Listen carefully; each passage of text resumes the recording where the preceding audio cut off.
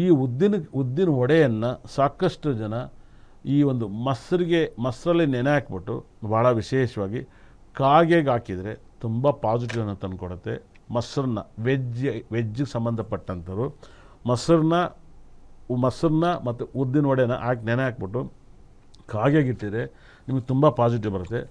ಅದೇ non veg ಅವ್ರಿಗೆ ದಯವಿಟ್ಟು ಅರ್ಥ ಮಾಡ್ಕೊಳ್ಳಿ, ಯಾವುದಾದ್ರು ನಾನ್ ವೆಜ್ ಜೊತೆಗೆ ಉದ್ದಿನ ವಡೆನ ಹಾಕಿ ದಾನವನ್ನು ಭಾಳ ವಿಶೇಷವಾಗಿ ನಾಯಿಗೆ ಹಾಕೋದಾಗಿರ್ಬೋದು, ಕಾಗೆಗೆ ಹಾಕೋದು, ಪ್ರಾಣಿಗೆ ಹಾಕೋದು ತುಂಬ ಪಾಸಿಟಿವ್ ಬರುತ್ತೆ. ನಾನ್ ವೆಜ್ ಜೊತೆಗೆ ಉದ್ದಿನ ವಡೆ ಹಾಕ್ಬಿಟ್ಟು ದಯವಿಟ್ಟು ನೀವು ದಾನ ಮಾಡಿ ನೋಡಿ. ಈ ವಾರ ಪೂರ್ತಿ ನಿಮಗೆ ತುಂಬ ಪಾಸಿಟಿವ್ ಬರುತ್ತೆ. ದಯವಿಟ್ಟು ಅರ್ಥ ಮಾಡ್ಕೊಳ್ಳಿ.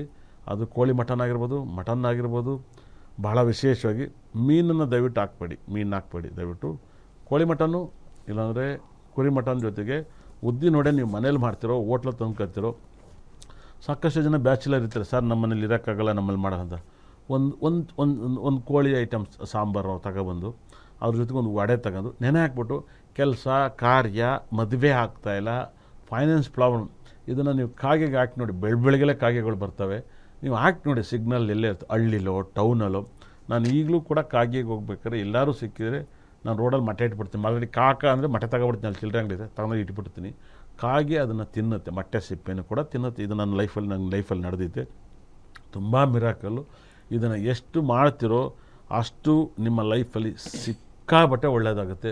ವೃಷಭ ರಾಶಿಗೆ ಇದು ಒಂಥರ ಈ ಯೋಗದ ಬಾಣ ಅಂತ ಹೇಳುತ್ತೆ. ನೀವು ಕಾಗೆಗೆ ಅತಿ ಹೆಚ್ಚು, ಯಾಕಂದರೆ ವೃಷಭ ರಾಶಿಗೆ ಶನಿ ಭಾಗ್ಯಸ್ಥಾನಾಧಿಪತಿ, ಕರ್ಮಾಧಿಪತಿ ಅವನೇ ಆಗ್ತಾನೆ. 9ನೇನು 10ನೇನು ಅವನೇ ಆಗಿರೋದ್ರಿಂದ ನೀವು ಶನಿ ಮಹಾರಾಜನಿಗೆ ಕಾಗೆಗೆ ಯಾವುದೋ ಒಂದು ರೂಪದಲ್ಲಿ ಊಟವನ್ನು ಹಾಕಿ 100% ಬರ್ದಿಟ್ಟು ಕೇಳಿ. ಯಾವುದೋ ಒಂದು ರೂಪದಲ್ಲಿ ಉದ್ದಿನ ವಡೆ ಮೊಸರನ್ನ ಹಾಕಿದ್ರು ಯೋಗ ಬರುತ್ತೆ. ಮತ್ತು ಅತಿ ಹೆಚ್ಚು ನೀವು ಒಂದು ಉದ್ದಿನನ್ನ, ಇವಾಗ ಹೆಂಗೆ ಚಿತ್ರಾನ್ನ ಮಾಡ್ತಿರೋ ಅದೇ ಥರ ಉದ್ದಿನ ಅನ್ನವನ್ನು ಮಾಡಿ ಅದು ತುಂಬ ಪವರ್ಫುಲ್ ಆಗಿರುತ್ತೆ. ಉದ್ದಿನ ಅನ್ನವನ್ನು ಮಾಡಿ ಮತ್ತು ನಿಂಬೆಹಣ್ಣು ಹಾಕ್ಬೇಡಿ. ದಯವಿಟ್ಟು ಯಾರೇ ಒಬ್ಬರು ಕೂಡ ದಾನವನ್ನು ಮಾಡಬೇಕಾದ್ರೆ ಅದನ್ನು ನಿಂಬೆಹಣ್ಣನ್ನು ಬಳಸಬಾರ್ದು. ಯಾವುದೇ ಒಂದು ದಾನದಲ್ಲಿ ನಿಂಬೆಹಣ್ಣನ್ನು ಬಳಸಬೇಡಿ, ಹುಣಸೆಹಣ್ಣನ್ನು ಬಳಸಿ. ನಿಂಬೆಹಣ್ಣು ವಾಮಾಚಾರಕ್ಕೂ ಬಳಸ್ತಾರೆ, 100% ಬರ್ದಿದ್ದು ಕೇಳಿ. ನೆಗೆಟಿವ್ ಬಳಸ್ತಾರೆ. ಹಾಗಾಗಿ ಯಾವುದೇ ಒಂದು ದೇವರ ಅಡುಗೆಯಲ್ಲೂ ಕೂಡ ಚಿತ್ರಾನ್ನವನ್ನು ನಿಂಬೆಹಣ್ಣು ಹಾಕಿ ಮಾಡಿದ್ರೆ ಅದು ಪಲ್ಸಲ್ಲ. ಅದು ನೀವು ಸತ್ಯನಾರಾಯಣ ಸ್ವಾಮಿನಾರು ಮಾಡ್ಕೊಳ್ಳಿ, ಹೊಸಮನೆನಾರು ಮಾಡಿ, ನಿಂಬೆಹಣ್ಣನ್ನು ಹಾಕ್ಬಿಟ್ಟು ಚಿತ್ರಾನ್ನವನ್ನು ಮಾಡಿ ದೇವ್ರಿಗೆ ನೈವೇದ್ಯ ಮಾಡಬಾರ್ದು. ಯಾಕೆಂದರೆ ಆ ನಿಂಬೆಹಣ್ಣು ಎರಡಕ್ಕೂ ಯೂಸ್ ಮಾಡ್ತಾರೆ. ವಾಮಾಚಾರಕ್ಕೂ ಯೂಸ್ ಮಾಡ್ತಾರೆ, ಮಾಟ ಮಂತ್ರಕ್ಕೆ ಯೂಸ್ ಮಾಡ್ತಾರೆ. ಚಿತ್ರಾನ್ನವನ್ನು ದಾನವನ್ನಾಗಿ ಕೊಡಬೇಡಿ, ದಯವಿಟ್ಟು ಅರ್ಥ ಮಾಡ್ಕೊಳ್ಳಿ. ಅದು ವೆರಿ ಕ್ಲಿಯರಾಗಿ ಹೇಳ್ತೀನಿ.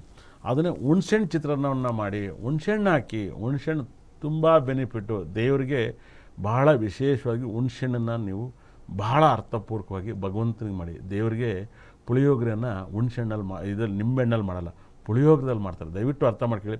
ಇನ್ನು ಮುಂದೆ ಯಾರೇ ಚಿತ್ರಾನ್ನವನ್ನು ಮಾಡಿ ದೇವ್ರಿಗೆ ನೈವೇದ್ಯ ಎಲ್ಲ ಮಾಡೋಕ್ಕೆ ಹೋಗಬೇಡಿ, ಬರೆದಿಟ್ಟು ಕೇಳಿ.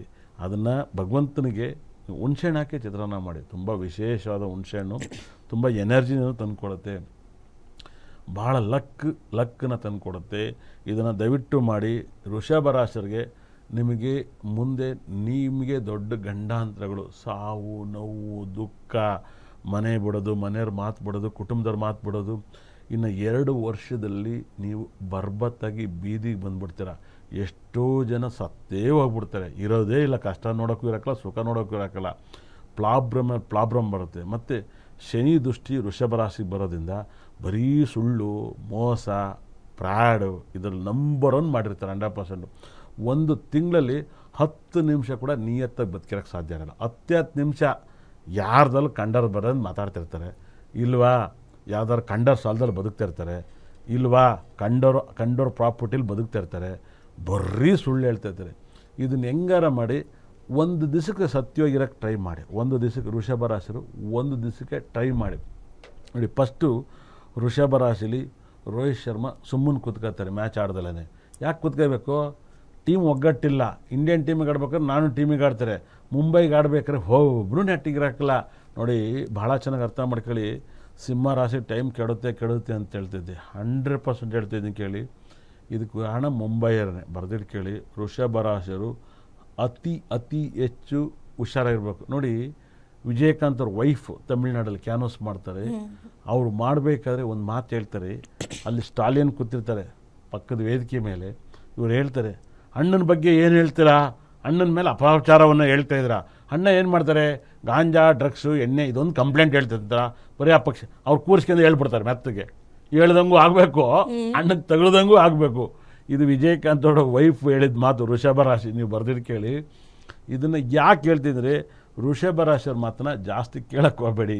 ಪ್ರಾಬ್ಲಮಲ್ಲಿ ಸಿಗಾಕಿರ್ತೀರ, ತುಂಬ ಪ್ರಾಬ್ಲಮಲ್ಲಿ ಇರ್ತೀರ. ಯಾಕಂದರೆ ವೃಷಭ ರಾಶಿಯವ್ರಿಗೆ ಹಂತಂತ ಗ್ಯಾಂಗ್ರಿಂಗ್ ಥರ ಆಗ್ತೈತೆ. ಅವ್ರಿಗೆ ಗ್ಯಾಂಗ್ರಿಂಗ್ ಬಂದ್ರೆ ಏನು ಹೇಳಿ ವಾಸನೆ ಆಗಲ್ಲ, ಹಂಗೆ ವೃಷಭ ರಾಶಿಗೆ ಇದೆ. ದಯವಿಟ್ಟು ಅರ್ಥ ಮಾಡ್ಕೊಳ್ಳಿ. ವೃಷಭ ರಾಶಿಯವ್ರಿಗೆ ಯಾವ್ಯಾವೆಲ್ಲ ನೆಗೆಟಿವ್ ಹೋಗೋಕ್ಕೆ ಏನೇನೆಲ್ಲ ಸ್ಟೋನ್ ಯೂಸ್ ಮಾಡಬೇಕು, ಯಾವ್ಯಾವ ಮರನ ಯೂಸ್ ಮಾಡಬೇಕು, ಎಷ್ಟು ಪಾಸಿಟಿವ್ ಬರುತ್ತೆ, ಮತ್ತು ನೀವು ಡೈಲಿ ಯಾವ ಮರನ ಹಗ್ ಮಾಡಬೇಕು ಅಂತ ದಯವಿಟ್ಟು ನಮ್ಮ ಸಂಸ್ಥೆಗೆ ಫೋನ್ ಮಾಡಿ ನಾನು ತಿಳಿಸ್ಕೊಡ್ತೀನಿ. ದಯವಿಟ್ಟು ಕಾಗೆಗೆ ಅನ್ನ ಹಾಕಿ 100%, ಇಲ್ಲಾಂದರೆ ನಿಮ್ಮನ್ನೇ ಕಾಗೆ ಅಂದ್ಬಿಡ್ತಾರೆ 100%. ದಯವಿಟ್ಟು ಕಾಗೆಗೆ ಅನ್ನ ಹಾಕಕ್ಕೆ ಸ್ಟಾರ್ಟ್ ಮಾಡಿ, ಪಾಸಿಟಿವ್ನ ಅನುಭವಿಸ್ತೀರ.